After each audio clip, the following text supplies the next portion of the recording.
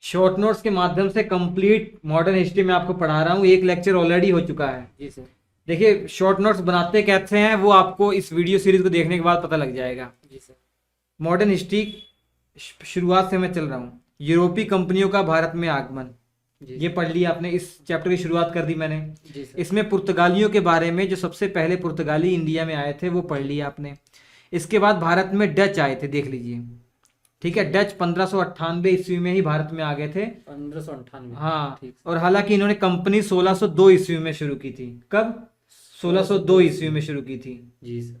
ठीक है, ठीक। तो कंपनी की स्थापना अंग्रेजों ने पहले की है 1600 ईस्वी में, जबकि डच ने कंपनी की स्थापना बाद में की है। जी सर। लेकिन भारत में आगमन का क्रम डच का पहले है, अंग्रेजों का बाद में। बाद में। ठीक, तो पुर्तगालियों के बारे में डिटेल में पढ़ा। जी सर। कुछ भी पढ़िए डिटेल में तो उसका शॉर्ट नोट्स जरूरी है। एग्जाम में ये रामबाण होंगे आपके जी लिए। सर। कम टाइम में जल्दी से जल्दी रिवीजन कर लेंगे, मजा आ जाएगा। जी सर। डचों का भारत में आगमन वो देखते हैं। जी सर। देखिए डच जो थे वो नीदरलैंड के निवासी थे। इनकी जो कंपनी थी वो लिमिटेड कंपनी थी, अर्ध सरकारी कंपनी थी। जी। कंपनी का नाम था यूनाइटेड ईस्ट इंडिया कंपनी। जी।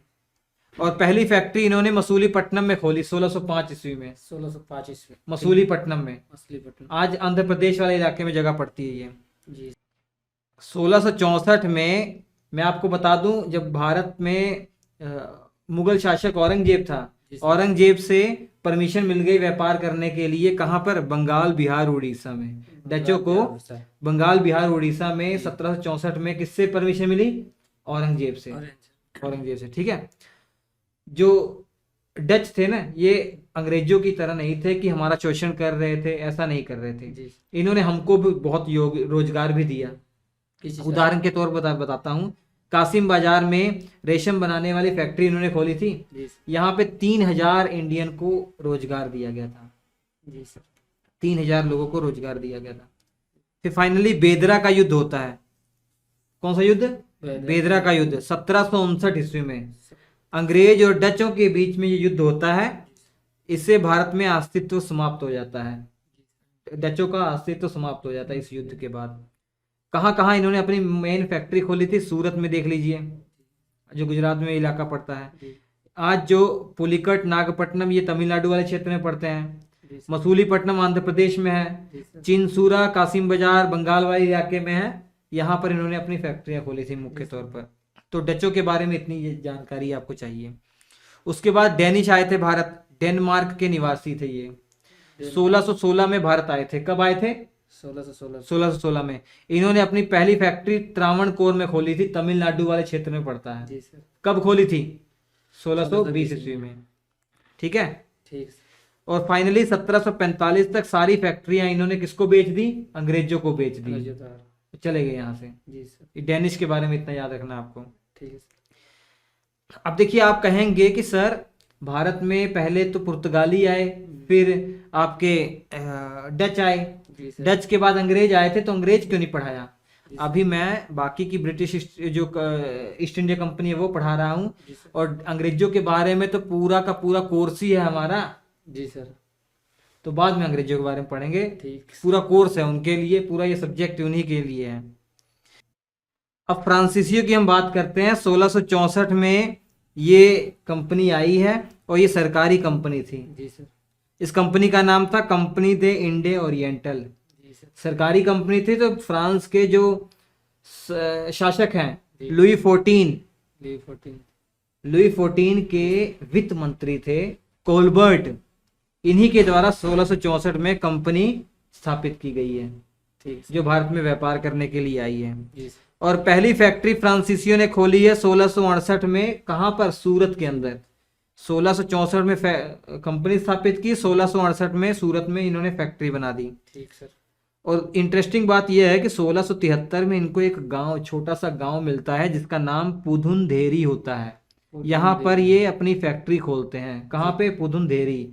और यही पुदुनधेरी आगे चलकर पांडिचेरी के नाम से जाना जाता है। जी सर। कौन सी जगह? पांडिचेरी। ठीक है, जो पुदुचेरी कहते हैं आज। जी सर। समझ आ गया? जी सर। और ये जो पुदुनधेरी जो जगह थी 1673 में, कहाँ से इनको छोटा सा गांव मिला था? किसके थ्रू मिला था? ये वलीकोंडमपुरम का एक सूबेदार था, मुस्लिम सूबेदार था, शेर खां। शेर खां। शेर खां लोधी नाम था। उन्हीं ने पुदुंदेरी जो गांव फ्रांसीसियों को दिया था यहाँ फैक्ट्री खोलने के लिए, और यही जो पुदुंदेरी है ये पांडिचेरी के नाम से जाना गया। ठीक सर। बंगाल वाले इलाके में इन्होंने अपनी पहली फैक्ट्री चंद्रनगर में खोली थी। चंद्रनगर। चंद्रनगर, ये चंद्रनगर इनको मिला था शाइस्ता खां से। शाइस्ता खां बंगाल का सूबेदार हुआ करता था। जी सर। तो बंगाल के सूबेदार शाइस्ता खां ने चंद्रनगर दे दिया फैक्ट्री खोलने के लिए। किसको दिया? बंगाल। ये बंगाल वाले इलाके में है चंद्रनगर, ये फैक्ट्री किसको खोलने के लिए दी? फ्रांसीसियों को। फ्रांसीसी। ठीक है। ठीक। और फ्रांसीसियों में जितने भी कंपनी को संभालने के लिए गवर्नर आए थे, सबसे महत्वपूर्ण डुप्ले था। डुप्ले। डुप्ले। जी सर। और अंग्रेजों और फ्रांसीसियों के बीच में युद्ध हुए थे, 3 युद्ध हुए थे जिसे कर्नाटक युद्ध कहते हैं, कार्नेटिक वॉर कहते हैं। जी सर। हालांकि आप ये डिटेल में पढ़ेंगे ही आगे चलकर, जब अंग्रेजों के बारे में पढ़ाऊंगा ना, जी तो जब अंग्रेज भारत में आए, धीरे धीरे उन्होंने क्या क्या काम किया, स्टेप बाय स्टेप देखेंगे, तो ये कर्नाटक युद्ध आएगा। जी सर। उसमें फ्रांसीसियों के कई गवर्नरों का जिक्र आएगा, उसी समय आप देखेंगे। ठीक। फिलहाल अभी आप केवल ब्रिटिश ईस्ट इंडिया कंपनी के अलावा जो दूसरी ईस्ट इंडिया कंपनीज थी भारत में आए, उनके बारे में हम पढ़ रहे हैं। अगला चैप्टर होगा east India company, British east India company. या उससे पहले मैं बता दूंगा कि मुगल शासक जो औरंगजेब के बाद जो मुगल शासक हुए हैं, जी। या जिसे उत्तर मुगल काल कहते हैं, वो मैं पढ़ा दूंगा। जी सर। तो ये कर्नाटक युद्ध 1746 से 1748 में पहला हुआ, जी सर। दूसरा 1749 से 1754, तीसरा 1756 से 1763 के बीच में हुआ। जी सर। तो ये सभी ब्रिटिश, ये सभी कंपनियां थी ईस्ट इंडिया कंपनी। तो और ब्रिटिश ईस्ट इंडिया कंपनी के बारे में तो डिटेल में हमें आगे सफर करना ही करना है। जी। तो ये यूरोपीय कंपनियों का भारत में आगमन आपको समझ में आ गया। जी सर। हम आपसे मिलेंगे अगले एपिसोड में, लेकिन डिटेल पार्ट जो बच्चे पढ़ना चाह रहे हैं जी सर। वो हमारे चैनल के प्लेलिस्ट में ऑलरेडी अवेलेबल है। डिटेल पार्ट के जो नोट्स हैं जी वो सर। श्री एजुकेशन एप्लीकेशन पर हैं, SHRI Shri EDUCATION education application को डाउनलोड कर लीजिए। वहाँ पर कंप्लीट जीएस के क्लास नोट अलग अलग सब्जेक्ट वाइज पढ़े हुए हैं, आप ले सकते हैं। हम आपसे मुलाकात करेंगे अगले एपिसोड में। नमस्कार।